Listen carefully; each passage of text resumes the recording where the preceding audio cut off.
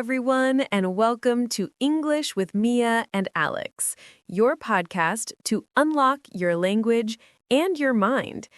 Alex, I was wondering, what do you think is the most useful, the most essential phrase someone can learn in English? The one you hear all the time that if you know it, it already saves you in 90% of situations. That's a tough question, Mia. There are so many, but I think if I had to choose a wild card, I'd say it's all good. Because it's not just about saying everything is okay, It's about the attitude. It's about relaxing. I love it.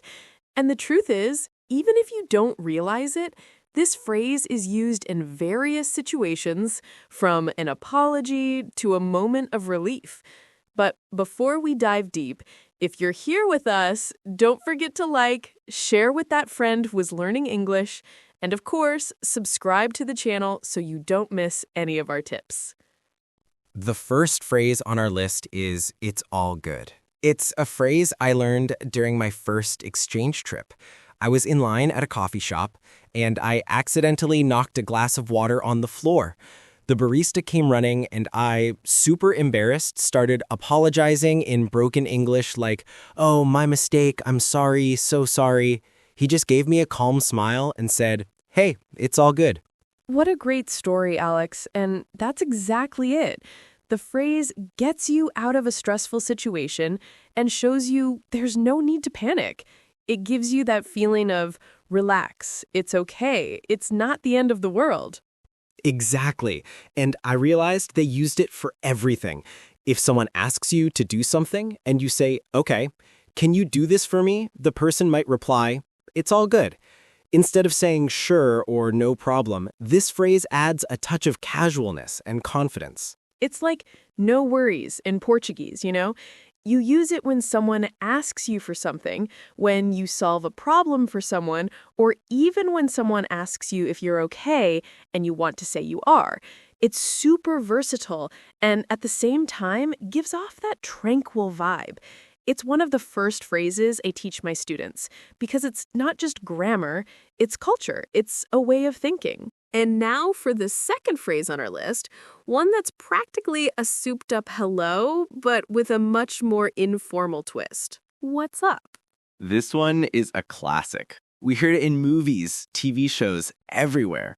I remember one time when I got to a friend's house in the US, his mom said to me, "Hey Alex, what's up?" I, who was used to "how are you," took a few seconds to process it. My first reaction was, the sky?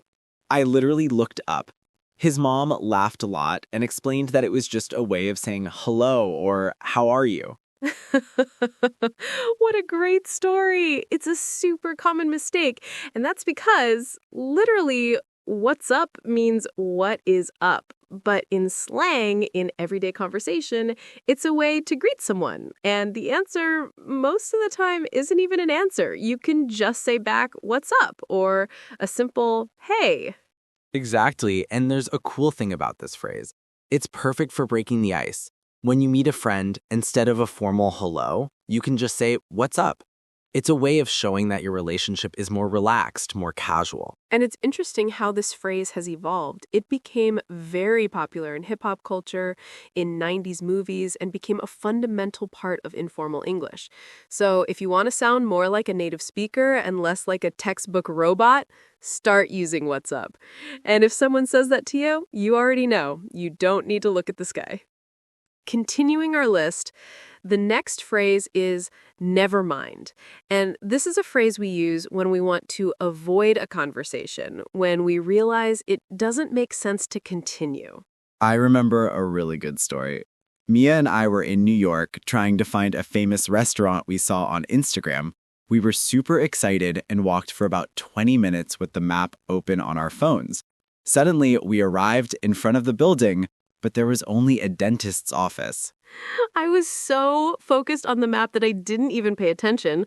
I went to talk to an old man who was at the door and asked him, "Excuse me, where is the famous burger restaurant?" He looked at me with a face like, "What is this crazy thing?" and said that it was a doctor's office. At that moment, I realized I had looked at the wrong address and the restaurant was in another city. We looked at each other. I, dying of embarrassment, turned to Alex and said, never mind. It was hilarious. I couldn't stop laughing. And the poor man was totally confused. And this phrase is perfect for those moments. It's like, forget what I said or leave it alone. When you realize you've made a mistake or that your question no longer makes sense. Exactly. And it's a phrase that saves you from embarrassing situations. When you're trying to explain something and realize the other person didn't understand, instead of insisting, you can just say never mind and change the subject. It's a social escape. And now for the second phrase on our list. One that's practically a souped up hello, but with a much more informal twist. What's up? Continuing our list, the next phrase is never mind. And this is a phrase we use when we want to avoid a conversation, when we realize it doesn't make sense to continue. I remember a really good story. Mia and I were in New York trying to find a famous restaurant we saw on Instagram. We were super excited and walked for about 20 minutes with the map open on our phones. Suddenly, we arrived in front of the building, but there was only a dentist's office. I was so focused on the map that I didn't even pay attention. I went to talk to an old man who was at the door and asked, "Excuse me, where's the famous burger restaurant?" He looked at me with a face like, "What's this crazy thing?" and said it was a doctor's office. At that moment, I realized I had looked at the wrong address and the restaurant was in another city. We looked at each other. I, dying of embarrassment, turned to Alex and said, never mind. It was hilarious. I couldn't stop laughing. And the poor man was totally confused. And this phrase is perfect for those moments. It's like, forget what I said or leave it alone when you realize you've made a mistake or that your question no longer makes sense. Exactly. And it's a phrase that saves you from embarrassing situations. When you're trying to explain something and realize the other person didn't understand, instead of insisting, you can just say, never mind, and change the subject. It's a social escape. And now we come to one of the most important phrases in any language, I'm sorry. But the story I have isn't about a serious apology. It's about one of those apologies that's almost a formality, but saves your skin. I love it. Stories of I'm sorry for something that wasn't that bad are the best. What's yours, Alex? I remember one time when I was in London in a crowded subway station. I had a huge backpack and I was trying to balance myself. Suddenly, the train braked and I lost my balance. My backpack, by accident, toppled over and hit an old man who was reading the newspaper. No way. What happened? The backpack made a noise, and the gentleman's newspaper flew out of his hand. I panicked right away. I quickly turned to him and said, "Oh, I'm so sorry." The gentleman, who had an angry face, looked at me, saw my expression of desperation, and started to laugh. And what did he say? He simply said, with that British accent, "No worries, mate. Your backpack has a mind of its own, doesn't it?" It was his way of saying, don't worry.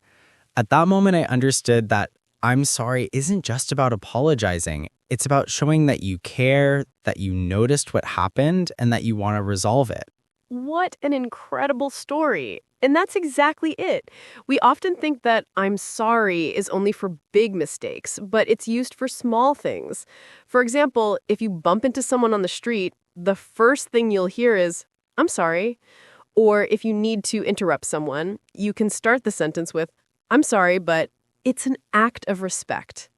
And the most interesting thing is that by using I'm sorry in small situations, you train your brain to use it when you really need to. It's like a muscle. The more you practice, the more natural it becomes. And the story of the old man on the subway taught me that a sincere apology, even for a silly mistake, can break the ice and even turn into an inside joke. Continuing our list, the next phrase is take care. Unlike the others, which are used to greet or apologize, this phrase carries an emotional weight. It's a goodbye that isn't an end, but a sincere wish for well-being. I remember perfectly one time when I was about to go back to Brazil after a year of studying in the US. My friend John took me to the airport. He helped me with my heavy suitcase, and we talked for a while, trying to postpone the inevitable. I can imagine the scene. It must have been a very difficult moment. It was. When it was time to go through the boarding gate, we hugged, and he said to me, "Hey, Alex, it's been a great year. Take care, okay?" His voice was a little choked up, and I felt the sincerity in those words. It wasn't just a bye, it was a take care of yourself. I care about you, and I hope you'll be okay. Wow, I got goosebumps. It's a phrase we use for people we really care about. It's not for the barista at the coffee shop, it's for a friend, a family member. It's a way of saying, may life treat you well. Exactly. And the most interesting thing is that even after years, when we talk, he still ends the conversation with, take care. It's our way of maintaining the connection, even with the distance. It's a phrase that reminds me of our bond, of that hug at the airport. And that's why this phrase is so special. It's more than words. It carries history, affection, and the promise of a future where you will be okay, even if you are far apart. Continuing our journey through the most used phrases in English, we arrive at one that is the basis of all collaboration and all successful plans. Sounds good. This is one of my favorites. It's the simplest and most effective way to say, yes, I'm in. And I have a story that shows how this small phrase can lead to great adventures. Tell me more, I'm curious. It was a rainy Friday, and we were in our first year of living in the US. Money was tight, and we didn't have plans. I was in my apartment, and Mia called me. She had a super excited voice and said, "Alex, a friend of mine said there's a jazz show at a secret bar, but it's an hour away and the show is free. Let's go." I, without thinking too much, just replied, "Sounds good." I remember. We didn't even know where we were going. We took 2 buses, a train, and then walked about 15 blocks in a light rain. We were completely lost, but the energy was so good that we just laughed at the situation. And what happened? The secret bar was in fact a renovated garage. It was a tiny place with wooden benches and an improvised stage. And the band was unbelievable. They played with a passion we had never seen. We spent the whole night there, listening to jazz, drinking a soda, and talking to people. It was one of the best nights of our lives. And it was all because of a simple sounds good. If you had said, I don't think so, or I don't know, we would have stayed home watching TV. This phrase is the key that opens the door to new experiences, to collaboration, and to trust. Exactly. It's more than an acceptance. It's a yes to adventure, to uncertainty, and to the possibility of creating incredible memories. And that's why this phrase is so important. It pushes you out of your comfort zone and into life. Continuing our list, the next phrase is no big deal. This is the phrase we use when we want to minimize a problem, when we want to say, don't worry, this isn't the end of the world. And Alex has a story that's the personification of this phrase. Oh, yes. This story is one of my favorites, and it made me realize how important it is not to take life so seriously. Mia and I were at one of those college gala dinners. We were all dressed up, I was wearing a suit borrowed from my friend, and we were trying to look as sophisticated as possible. He was super worried about his clothes, about every detail, and I just wanted to have fun. We were standing, talking, eating some snacks, and laughing at some jokes. Exactly. And at one point, I, who was holding a plate of mini sandwiches, turned to Mia to say something and ended up bumping into a waiter. He was holding a tray full of champagne glasses. And what happened? One of the glasses flew off the tray and fell right onto my shoe, The champagne splashed everywhere, and my shoe was soaked and sticky. And the waiter, poor guy, panicked. He started apologizing in a super fast and nervous English, like, "Oh my God, I'm so sorry, sir. I'm so clumsy." And Alex, even with his shoe dripping, looked at him with a smile and said the magic words. I simply looked at him and said calmly, "Hey man, it's no big deal." I grabbed a napkin, tried my shoe, and laughed. The waiter looked at me totally surprised and was immediately relieved.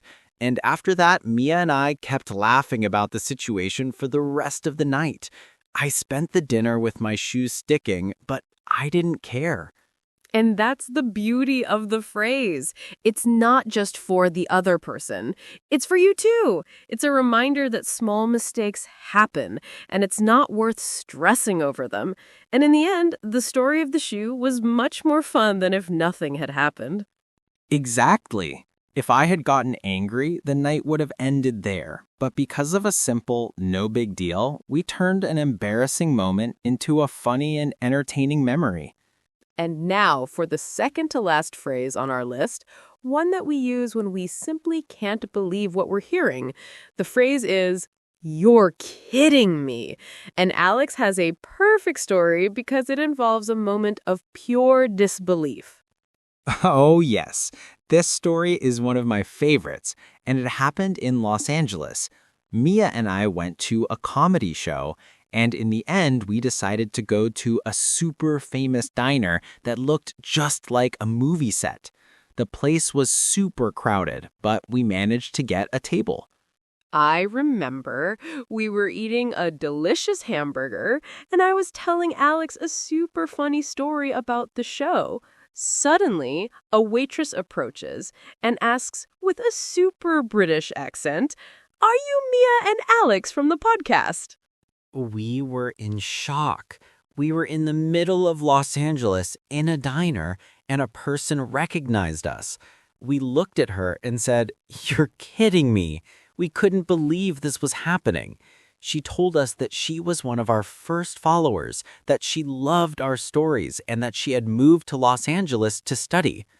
It was a surreal moment. She told us that our story about no big deal helped her deal with anxiety in social situations. And what surprised me the most was that she offered to pay for our hamburger. Of course, we didn't accept, but it was such a beautiful gesture that it moved us. And that's why this phrase is so special.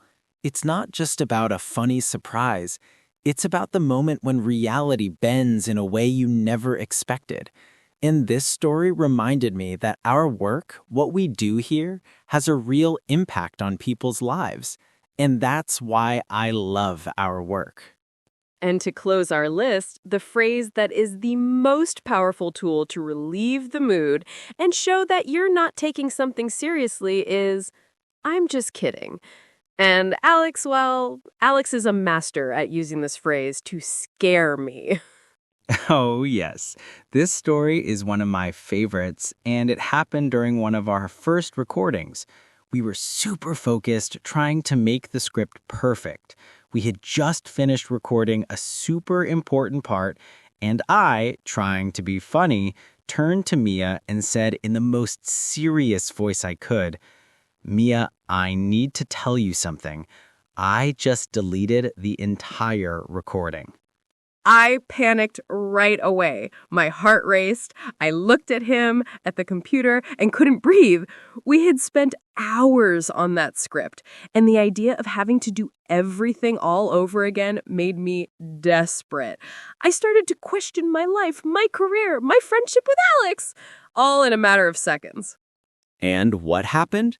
Mia stood still, looking at me with those "I'm going to kill you" eyes, and the silence lasted about 5 seconds. It was one of the longest silences of my life. I couldn't take it anymore, and I started to laugh. I looked at her and said, "I'm just kidding. The recording is here, all saved."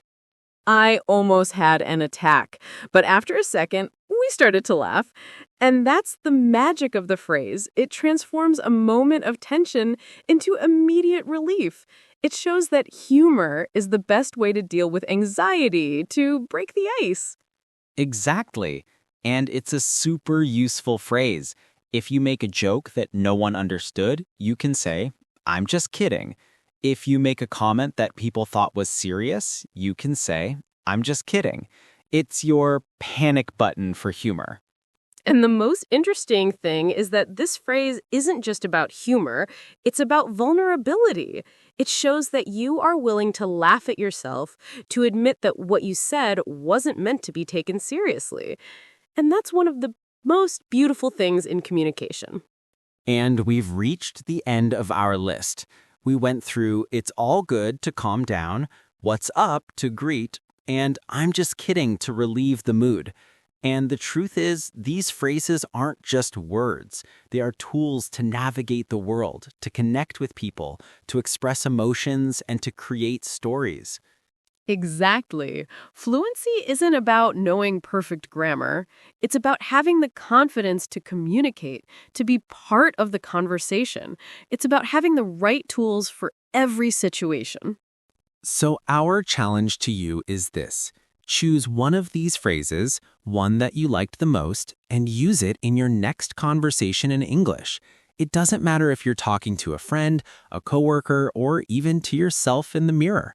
And then tell us your story in the comments. And if you liked this video, don't forget to like, share, and subscribe to the channel for more content like this.